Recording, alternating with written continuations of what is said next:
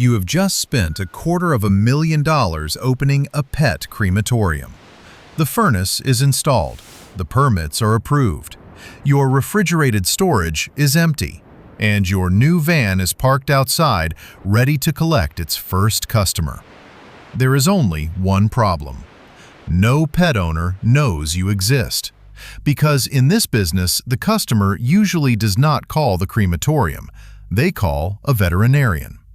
That clinic often chooses the aftercare provider, presents the options to the family, collects the payment, and bundles your service into its own pricing. So the machine you thought would make you money is sitting cold, while another crematorium collects from every veterinary clinic in town.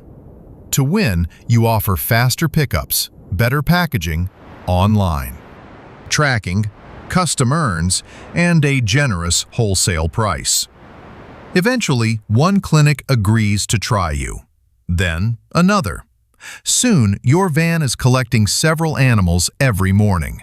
The furnace finally starts running. And that is when you discover the real problem. Your business does not sell cremation. It sells certainty. The family must believe that the ashes returned in a small box belong to their pet. The veterinarian must believe that every animal will be collected on time, and you must be able to prove where every identification tag was at every moment.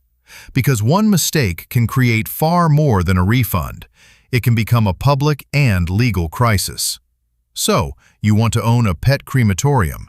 Here is what it actually takes. Your first mistake is imagining a quiet storefront where grieving families walk in, choose an urn, and hand you a credit card. That can happen, but many pet aftercare operators rely heavily on veterinary referrals. When a pet dies at a clinic, the family may be forced to make several decisions in a matter of minutes. Do they take the animal home? Do they choose communal cremation? Do they want the ashes returned? Do they want a paw print, an urn, or another memorial? The clinic explains the choices and usually coordinates the transfer. That means the clinic often controls the customer relationship. It already has the family's trust. It already has the case. And it can replace you with another provider. So your first real asset is not a furnace. It is a territory with enough veterinary clinics willing to send cases to you. One clinic may generate only a few cases each week. That is not enough to support a facility by itself. You need enough clinics close enough together to create dense collection routes. If your driver travels 40 miles to collect one small animal, that order may barely cover the time and fuel. If the driver collects 8 animals from 5 clinics on the same loop, the economics change completely. Before choosing a machine, you map the market. You count general practices. You identify emergency hospitals because they operate when ordinary clinics are closed. You estimate which locations already have long-term aftercare arrangements. You study traffic. And you search for industrial property close enough to the clinics to make collection practical, but far enough from residential neighbors to avoid an immediate zoning fight. You are not starting with a funeral home. You are starting with a specialized logistics territory. Only after you know where the cases might come from can you decide what kind of facility to build. A small veterinary cremator can cost tens of thousands of dollars. A larger commercial system can cost far more. But the invoice for the machine is not the cost of opening the business. The machine needs to be transported, installed, connected to fuel, connected to power, vented through a suitable stack, protected by fire safety systems, and placed inside a building that local authorities will allow you to use. Depending on the jurisdiction, you may need zoning approval, building permits, fire inspection, air quality approval, waste handling procedures, and a specific business or crematorium license. Then you need everything around the machine: a refrigerated holding area, racks and containers, a processing station, ventilation, identification tags, a secure area for completed remains, packaging supplies, an office, insurance, software, a collection vehicle, and enough working capital to survive while you persuade clinics to switch providers. For our illustrative model, we will assume that you are opening a serious regional operation rather than placing a small machine behind one veterinary clinic. This is not an industry average or a universal minimum. It is one plausible configuration built to show where the money can go. Our illustrative startup budget looks like this. This is not a universal price. A small operator may open for less. A large automated facility may spend much more. But it explains why a headline like, "Buy the cheapest machine you can find and start cremating pets," is dangerously incomplete. The furnace opens the door. The rest of the business determines whether you survive after walking through it. Now the facility exists. You still have to decide what each hour inside that furnace is supposed to earn. Your first veterinary partner asks for a price list, and now you have to decide what you are actually selling. To a family, pet cremation may sound like one service. Operationally, it can mean several different products. The first is communal cremation. Multiple animals are cremated together, and individual ashes are not returned to each family. This is usually the least expensive option. It can also use the chamber more efficiently. The second may be described as partitioned, separated, segregated, or individual cremation. Terminology and standards vary by provider and jurisdiction. Several animals may share a chamber with physical separation, depending on the equipment, procedures, and rules. The third is private cremation. One animal is assigned its own cremation cycle, and the recovered remains are processed and returned to the family. Private cremation consumes more chamber time per customer. It also carries the strongest identity promise. If a family pays for a private service, they are not only buying heat and machine time, they are buying confidence that the returned remains are associated with their pet. That difference changes your price list. A communal service may sell for well under $200. A private service for a large dog can reach several $100s before premium urns, delivery, or memorial items. Prices commonly rise with weight because a larger animal uses more chamber capacity, handling time, fuel, and scheduling flexibility. But the retail price is not automatically your revenue. If the order comes through a veterinarian, the clinic may purchase your service at an agreed wholesale price and resell or bundle it into its own aftercare package. So, a family may pay around $300 while your crematorium receives less. The most expensive service is not automatically the most profitable. Private cremation creates a higher ticket, but occupies a dedicated slot and requires stricter handling. Communal cremation creates a lower ticket, but can use capacity more efficiently. Your profitable mix depends on your equipment, your route volume, your clinic agreements, and how well you fill the schedule. The price list is finished. Now, your first case is on the way. At 8 in the morning, your driver begins the collection route. At the first clinic, a staff member transfers 2 closed containers. Each should already have paperwork and an identification number. Your driver confirms the information. The containers are scanned or logged. The clinic signs the transfer. At the second clinic, there are 3 more. At the third, there is 1 private cremation that must be returned quickly. By late morning, the van arrives at your facility. Every animal is checked into the refrigerated holding area. Nothing should enter the building without an identifier. Nothing should move without that identifier being recorded. The private cremation is assigned a dedicated slot in the schedule. The operator confirms the case number. In a robust system, a heat-resistant identification disc or another durable identifier remains associated with the case through the process. The machine is preheated or brought to operating condition. The animal is placed into the primary chamber. The equipment controls combustion, while a secondary chamber helps manage gases and emissions before exhaust leaves the stack. After the cycle, The system must cool enough for the remaining material to be safely recovered. Those remains are not immediately the fine material a customer expects inside an urn. They must be allowed to cool, inspected for non-combustible items, and mechanically processed into a more uniform consistency.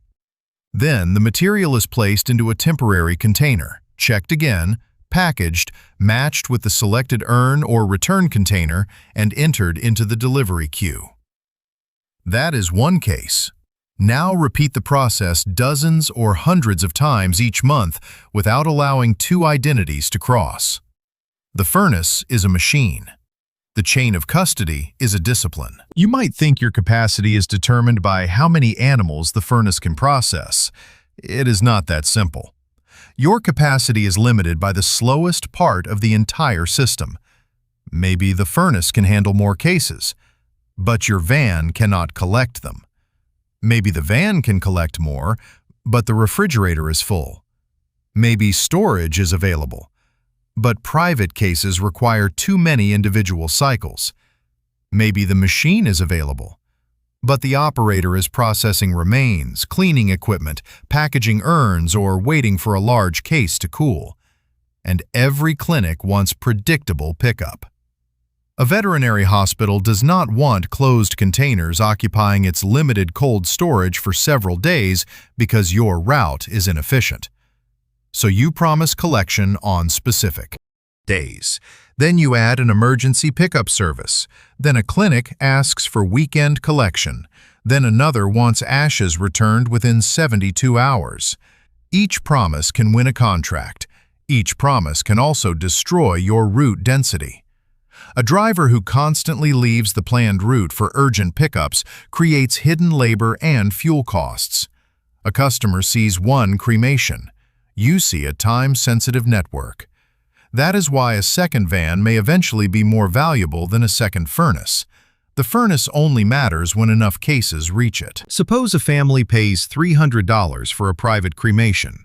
That does not mean you earned $300. The clinic may have presented the service, handled the authorization, stored the animal, collected payment, answered the family's questions, and returned the urn.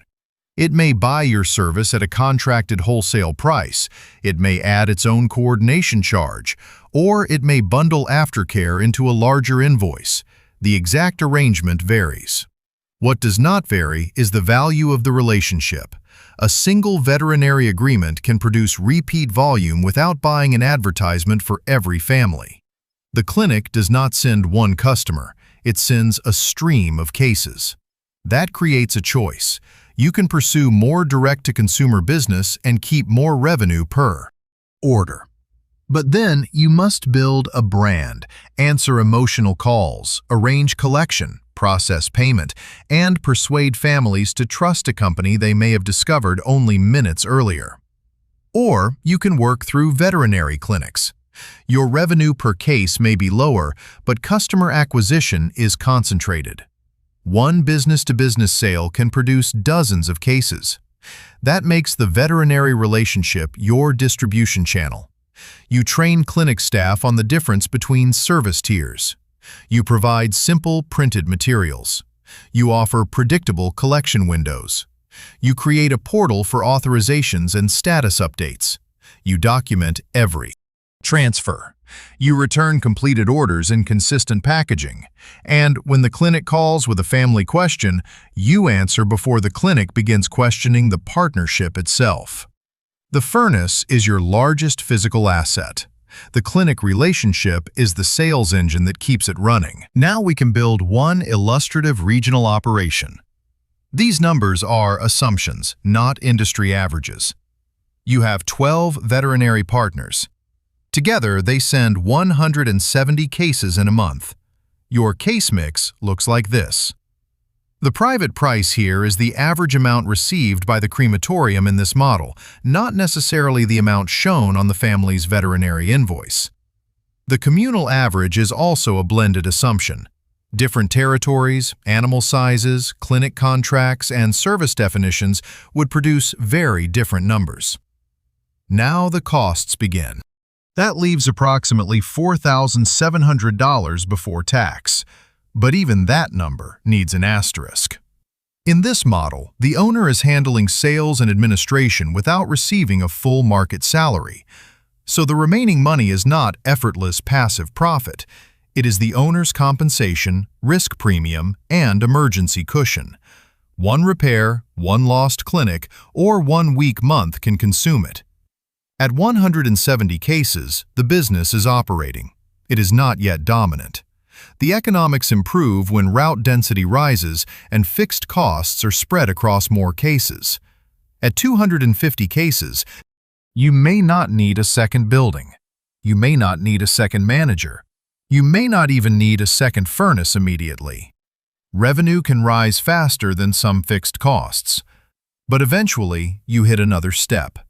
A second shift, a second van, more refrigerated storage, another operator, or another machine.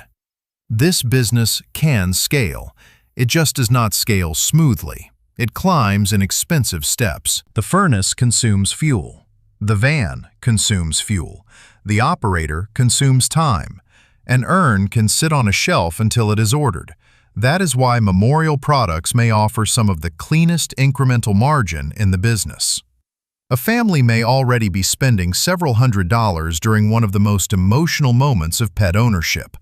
They may choose the standard return container, or they may choose a wooden urn with a nameplate, a ceramic urn, a photo frame, a paw impression, a keepsake pendant, a custom box.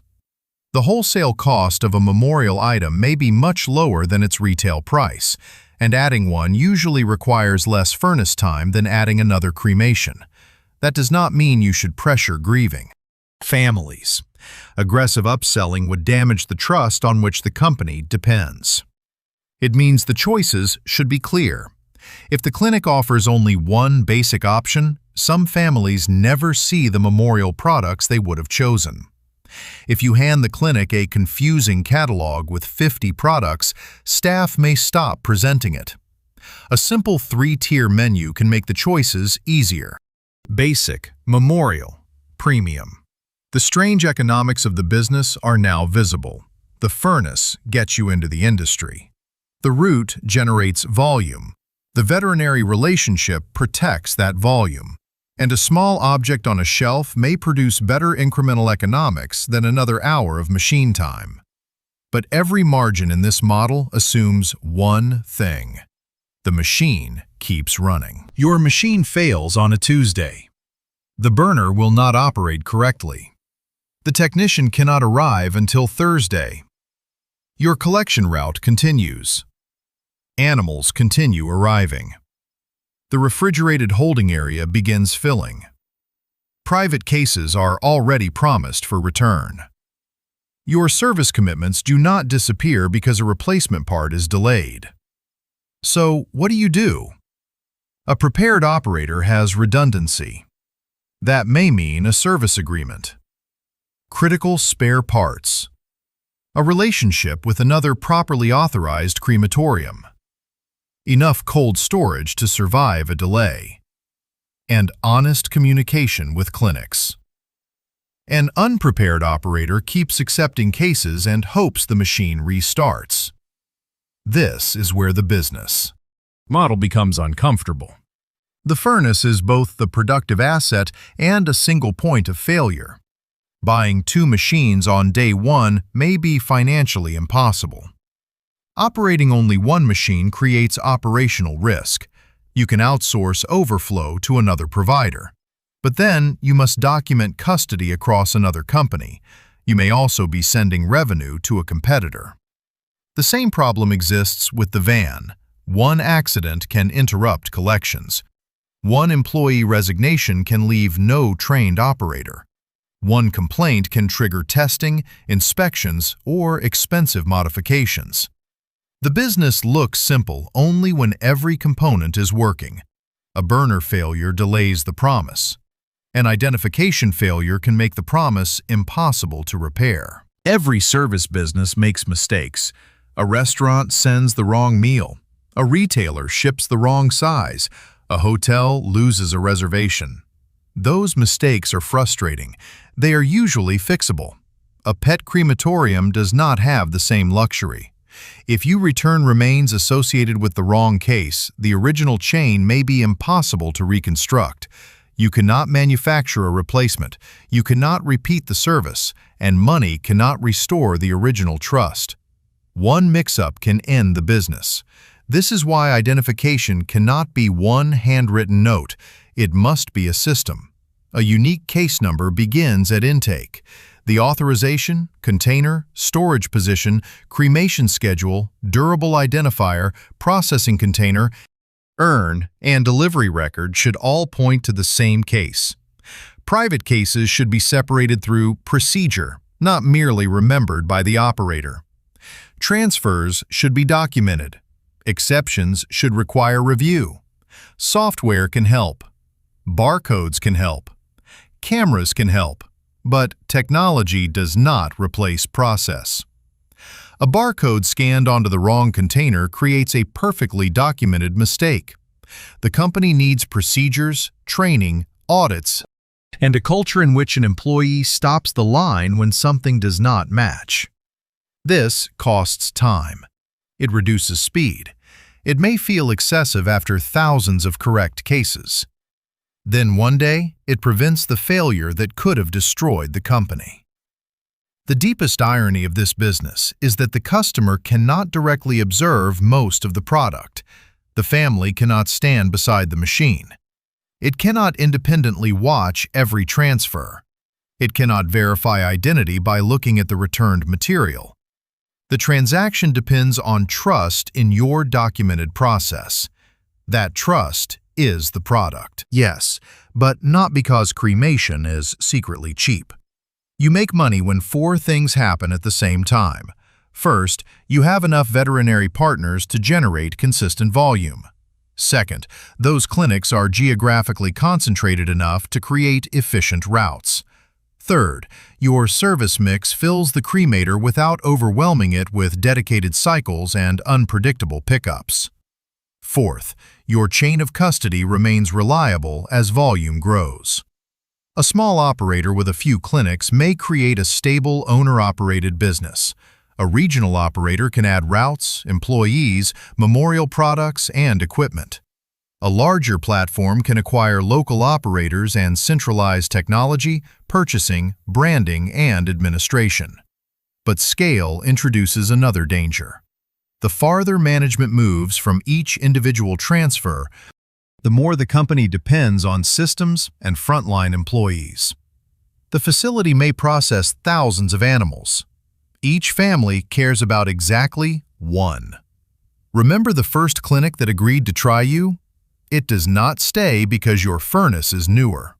It stays because you collected every case when promised, documented every handoff, answered every difficult question, and returned every completed order correctly. So the final question is not whether a family might pay around $300 for a private cremation. It might. The question is whether you can make a promise through a veterinary clinic, collect from dozens of locations, operate expensive equipment, manage emotional customers, track every identity, and fulfill that promise every single time. Do that, and the furnace becomes a valuable asset. Fail, and it becomes a $250,000 machine sitting inside a business nobody trusts. So, would you own a pet crematorium?